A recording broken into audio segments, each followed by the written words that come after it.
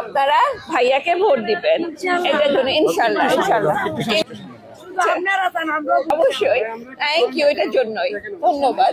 আপনাদের এখানে খাস করে এসেছি শুধু আপনাদের কাছে ভোট চাইতে, ভাইয়ার জন্য আপনারা ভোট দিবেন।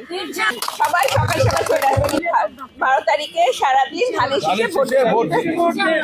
12 তারিখ সারাদিন, 12 তারিখ সারাদিন।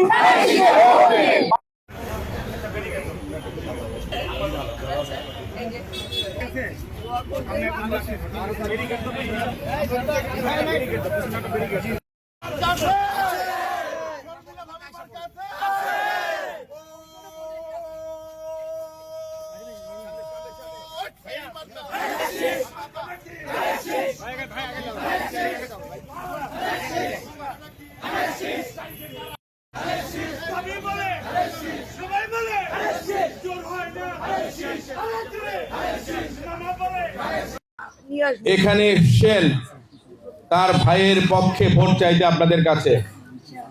আপনারা কি ওনাকে ভোট দেবেন? আপনারা কি জানেন আপনাদের প্রার্থীকে? জনাব তারেক রহমান সাহেব। সেই সঙ্গে ব্যারিস্টার মেহনাজ মান্নান, উনি আমার স্ত্রীও বটে, তিনিও কিন্তু জনাব তারেক রহমান সাহেবের জন্য ভোট চাইতে মানুষের দ্বারে দ্বারে যাচ্ছেন। আমরা কিন্তু আপনাদের বাড়িতে বাড়িতে যাব। আজকে এখানে আমরা উঠান বৈঠক শুরু করেছি। আমাদের নেতৃবৃন্দরা এত সুন্দর আয়োজন করবেন আমি এটা ভাবতেও পারিনি। আমি ভেবেছিলাম যে গণসংযোগে আমরা যাব।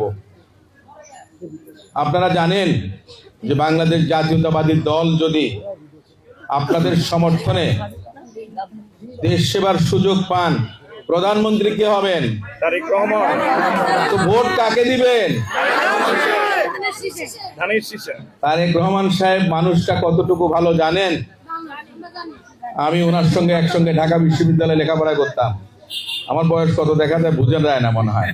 আমি 1985 সালে 1900 ঢাকা বিশ্ববিদ্যালয়ে ভর্তি হয়েছিলাম। উনি ঢাকা বিশ্ববিদ্যালয়ের ছাত্র ছিলেন, ঢাকার রেসিডেন্সিয়াল মডেল। তিনি আন্দোলন সংগ্রাম করেছেন আপনাদের অধিকার আদায়ের জন্য। এখন আপনাদের কি প্রয়োজন?